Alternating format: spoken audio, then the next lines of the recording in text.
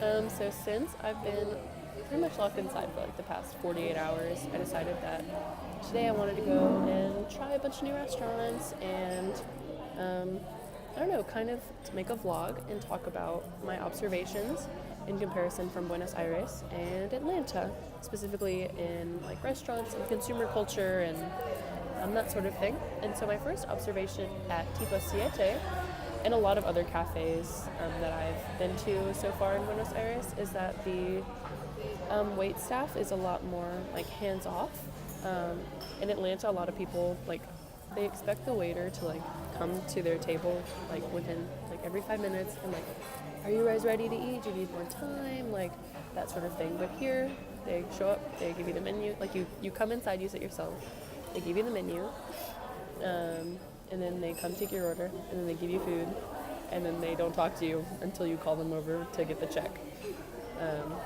And I think that also has to do with like the culture of like sitting down and having really long meals, because in Atlanta everyone's like eat and go. No one really sits down for like 3 or 4 hours to just like chill and talk to their family or like just talk to whoever they're sitting across from.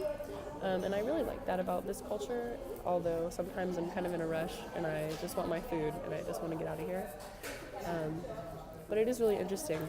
I think the time that we spend with like other people, it's like valued a lot more here, whereas in a city like Atlanta, I think people are rushing from one event to another and don't necessarily want to spend that time with other people.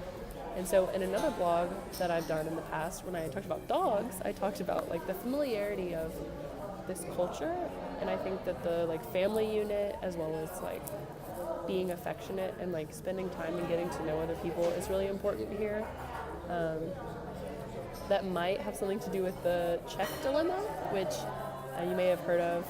I've probably talked about it if you're one of my friends or my family, or if you're a professor, where if we have a big group of people, they don't want to split the check. And so to me that indicates that like when multiple people go out to dinner with each other, one person just pays and like that's it. Like you don't mind because that's your friend, or like you don't mind because that's your wife or your husband, which I think is interesting, but it's also really inconvenient for like 12 college kids who like just want to pay and get going, especially if we all have different payment methods. So it can get kind of messy at times for us Americans, but it seems to work really well here, and we're the odd ones. So that's what I've been thinking about at Tipo Siete. Also in terms of like food, it's like 12:30. It's like 3:30 right now. And so at this time, people are like, they're either eating lunch or they're starting to like wind down from lunch. They're taking their siesta or they're on lunch break or something. And so meal times here are really different than in Atlanta, at least. In Atlanta, I know that I eat breakfast at like 8 or 9. I go to class. I eat lunch at 12 or 1. And then I have dinner at like 6. But here it's a little different. They eat breakfast at like 8 or 9, they go to work, they have a snack maybe in the afternoon, and then around 2 or 3 they go to lunch. And then they have like 4 to 6 is like snack, like appetizer cafe. Everyone takes a break from working hard all day, and then dinner time is after 8:30. Professor Bowman told us that Argentines would rather be caught dead than eating before 10 p.m. I don't know if that's exactly true because I go out and eat at like 8 and I see people. However, it is pretty typical for people to eat really late here. And I like the spreading of the meals. Whereas in Atlanta, it's like you eat breakfast, lunch, and dinner, bed. There's no like snack or like nap, which is something like typical of Latin and Spanish cultures. I don't know, so I like it. I like the meal times. I've adjusted pretty well, but I know some people haven't. So haven't gotten too weird of looks yet when I'm eating a little bit too early, but we'll see how that goes. Anyway, so that's all I have to say for Tipo Siete, and I'll see you when I'm at the next cafe. So I just went to the Lobo Cafe, and it was super expensive, and so I ran into cash. So I'm going back to the hotel, and then I will finish this cafe hop. But it was too quiet in there, and the lighting was really bad, so I didn't take a video. And I didn't want to disturb anyone else who was studying. So the other thing I wanted to talk about was the like acceptance of card here, because everywhere, literally everywhere in Atlanta takes card. Like there's really no reason to pay in cash. I was having a conversation with my friend the other day, and they were telling me that like I'm the only person that they know who uses cash, but that is completely untrue here. Everything here is cash. Every time I pull up my card, I have to like look around and see if other people are paying in card, because it's just like not a thing here. Everyone really prefers that you pay in cash, and not very many people take like international cards. Sometimes there's like international charges and whatnot. So you always have to make sure that you have a lot of cash on you, which is very different than America. And you also have to, if you only have card, you have to like see the sign on the outside of the store before you go in, because otherwise you might be stuck with a bill that's too large for the amount of cash in your wallet, which is really inconvenient. Okay, so since we got the card thing covered, I wanted to talk about ATMs. Since cash is so necessary here, I thought it was really weird that all the ATMs are so far apart. So in Montevideo, it was really easy to just walk down the street, get some cash, but here you have to walk several miles before you can get anywhere where there's somewhere where you can withdraw. And so also the fees for withdrawing from an international card are high, but I think that's to be expected in every international country. I don't really know about the ATM system in Atlanta. I've never really had a problem with it because I pay in card for everywhere, but in Buenos Aires, it's really hard to withdraw cash.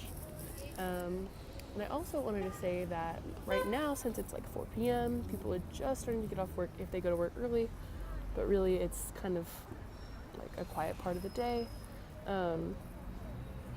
So right now, only people that are out are either like people who don't have jobs, so like older people, like parents, grandparents, that kind of thing, going on dates with their spouses, or just like hanging out with their friends.